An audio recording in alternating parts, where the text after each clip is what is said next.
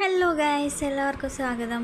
അപ്പോൾ അതേ നീണ്ട ഇടവേളയ്ക്ക് ശേഷം ഞാൻ തിരിച്ചു പോവുകയാണ്. എല്ലാവരും ചോദിക്കാറുന്നു ഈ തിരിച്ചു പോകണില്ലേ എന്ന്. അപ്പോൾ എല്ലാവർക്കും ഉത്തരം കേട്ടോ, ഞാൻ പോവാണ്. അപ്പോൾ 2 മാസമായിട്ട് ഞാനിപ്പോൾ ഇവിടെ ആയിരുന്നു. ഇനിയിപ്പോൾ തിരിച്ചു പോയല്ലേ പറ്റൂ. ഇനിയും പോയില്ലെങ്കിൽ അവരെന്നെ പുറത്താക്കിയാലോ. അപ്പോൾ അത് ഇറങ്ങാൻ നിൽക്കുമ്പോൾ ഞാൻ വാച്ച് കെട്ടണം കണ്ടപ്പോൾ ഇഷുവിനും വാച്ച് വേണമെന്ന് പറഞ്ഞിട്ട് ചേച്ചി ഒരു പഴയ വാച്ച് എടുത്ത് കെട്ടി കൊടുത്തതാട്ടോ. ചേച്ചി അവന് നല്ല ബോണ്ടായ കാരണമാണ് ചേച്ചി ഉമ്മ ചോദിച്ചപ്പോൾ അവൻ നല്ലപോലെ അടി കൊടുക്കുന്നുണ്ട്. അപ്പോൾ അവർ തമ്മിലുള്ള സ്നേഹപ്രകടനമാണ് കണ്ടുകൊണ്ടിരിക്കുന്നത്. പിന്നെ അത് അപ്പവും പപ്പും ഉമ്മ കൊടുക്കുന്നുണ്ട്, ഇടയ്ക്കിടയ്ക്ക് വന്നിട്ട് വണ്ടി എടുത്തുകൊണ്ടിരിക്കുക കേട്ടോ. പിന്നെ നമ്മൾ പൊതുവേ പെൺകുട്ടികൾ വീട്ടിൽ നിന്ന് പോകുമ്പോൾ എന്തെങ്കിലുമൊക്കെ കൊണ്ടുപോയാലല്ലേ നമുക്ക് സമാധാനമുള്ളൂ.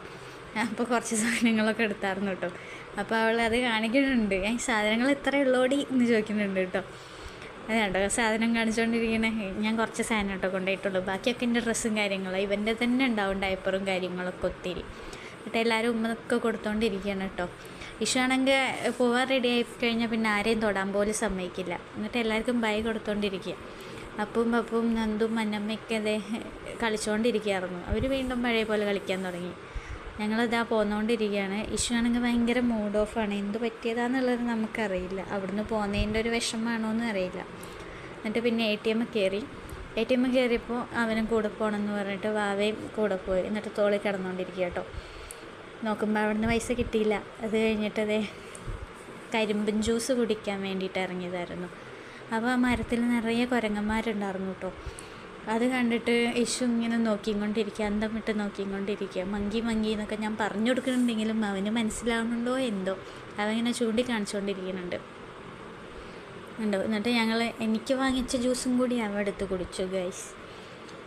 അങ്ങനെയാണല്ലോ ഇപ്പോൾ കുറച്ചായിട്ട്. അങ്ങനെ പണ്ട് അവൻ്റെ ഫുള്ള് ഞാനാണ് കഴിച്ചായിരുന്നത്, ഇപ്പം നേരെ തിരിച്ച് എൻ്റെ ഫുള്ള് അവനാണ് കഴിക്കണേ. വീണ്ടും അടുത്ത് ATM കയറിയപ്പോൾ ഞങ്ങൾ തമ്മിലുള്ളൊരു വെറുതെ എന്തെങ്കിലുമൊക്കെ ചെയ്തുകൊണ്ടിരിക്കണ്ടേ, അങ്ങനെ ചെയ്തുകൊണ്ടിരിക്കുകയായിരുന്നു കേട്ടോ. ഞങ്ങളൊരു 4:30 ആയപ്പോൾ ഇറങ്ങിയതാട്ടോ. എന്നിട്ടിങ്ങനെ സമയം വെറുതെ ഇങ്ങനെ പോയിക്കൊണ്ടിരിക്കുകയായിരുന്നു. ഞായറാഴ്ച ആയതുകൊണ്ടോ തോന്നുന്നു ഒടുക്കത്തെ വ്ളോക്കായിരുന്നു. വരുന്ന വഴി നിറയെ പള്ളിപ്പെരുന്നാളൊക്കെ ഉണ്ടായിരുന്നു. ഇതൊരു പള്ളിപ്പെരുന്നാളായിരുന്നു കേട്ടോ. ഒരു പള്ളിപ്പെരുന്നാളിന് ഇത്രത്തോളം ആൾക്കാരെ നോക്കിയൊക്കെ ഒരു പ്രദർശനം പോവുക. നമ്മുടെ അവിടെ പാലക്കാട് നമ്മൾ താമസിക്കുന്ന ആ ഏരിയയിലൊന്നുമില്ല കേട്ടോ അധികം പള്ളിപ്പെരുന്നാളോ പള്ളിയോ കാര്യങ്ങളൊന്നുമില്ല. അതുകൊണ്ട് തന്നെ എനിക്ക് ഇവിടെ വന്നപ്പോൾ ഭയങ്കര ഒരു എക്സൈറ്റ്മെൻ്റ് ആയിരുന്നു കേട്ടോ. ഇപ്പോൾ പിന്നെ ശീലമായി. ഇപ്പം അത്യാവശ്യം എല്ലാ പള്ളിപ്പെരുന്നാളിനൊക്കെ അവിടെ നിന്ന് പോകും കേട്ടോ. പോയിക്കൊണ്ടിരിക്കുകയാണ്. നിറയെ ആൾക്കാരും പടക്കവും ബാൻഡും ഒക്കെ ഉണ്ടായിരുന്നു. ഇഷു അത് കണ്ടുകൊണ്ടിരിക്കുന്നുണ്ട് കേട്ടോ.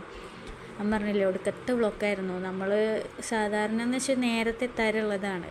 ഇത് 4:30 ഇറങ്ങിയിട്ട് നമ്മളൊക്കെ ഇപ്പോൾ 12 മണിയൊക്കെ ആയിരുന്നു കേട്ടോ. ഈ പാലിയങ്കര വഴിയാണല്ലോ നമ്മൾ പോവുക. അവിടെയൊക്കെ എത്തിയപ്പോൾ ഒടുക്കത്തെ ടോളിൽ വരെ ക്യൂ ആയിരുന്നു. ഇതുവരെ നമ്മൾ പോകുമ്പോൾ അങ്ങനത്തെ ഒരു എക്സ്പീരിയൻസ് ഒന്നും ഉണ്ടായിട്ടില്ല. പാലിയങ്കരയിലുള്ള ക്യൂ ആയി കാണുന്നത്. എന്നിട്ട് ആൾക്കിങ്ങനെ ദേഷ്യം വന്നുകൊണ്ടിരിക്കുന്നുണ്ട്. ഒത്തിരി നേരം മടുപ്പല്ലേ ഈ വണ്ടി ഓടിച്ചിട്ട്. നമുക്ക് എങ്ങനെ പോരുകയാണെന്ന് വെച്ചാൽ കുഴപ്പമില്ല. പിന്നെ ഞങ്ങൾ ഫുഡ് കഴിക്കാനൊക്കെ കയറി. അച്ഛനും മകനും തമ്മിലുള്ള ഒരു കാട്ടിക്കൂട്ടലാണ്. അവനും ഫുഡ് വരാൻ വേണ്ടി ഇങ്ങനെ വെയിറ്റ് ചെയ്തുകൊണ്ടിരിക്കുകയായിരുന്നു. ഒത്തിരി ടൈം എടുത്തേ ഫുഡ് വരാൻ വേണ്ടിയിട്ട്. പിന്നെ അവൻ ഇങ്ങനെ വെയിറ്റ് ചെയ്തിട്ട് നമ്മുടെ ഫുഡ് വന്നായിരുന്നു. ആൾ ഫ്രൈഡ് റൈസും ഞാൻ നൂഡിൽസും കേട്ടോ കഴിച്ചത്. പിന്നെ അവന് ചെയറിലിരിക്കണം എന്ന് പറഞ്ഞപ്പോൾ അങ്ങനെ അവനെ ചെയറിലിരുത്തിയതാണ്. നമ്മൾ ഫുഡൊക്കെ വന്ന് ഫുഡ് കഴിച്ചുകൊണ്ടിരിക്കുക. പിന്നെ അവൻ അങ്ങനെ ഉറങ്ങിപ്പോയി കേട്ടോ. പിന്നെ അവൻ ഉറങ്ങിയത് കണ്ടപ്പോൾ ഞാൻ സൈഡിലൊന്ന് ചാഞ്ഞ് പിന്നെ വീട്ടിലെത്തിയതൊന്നും അറിഞ്ഞില്ല.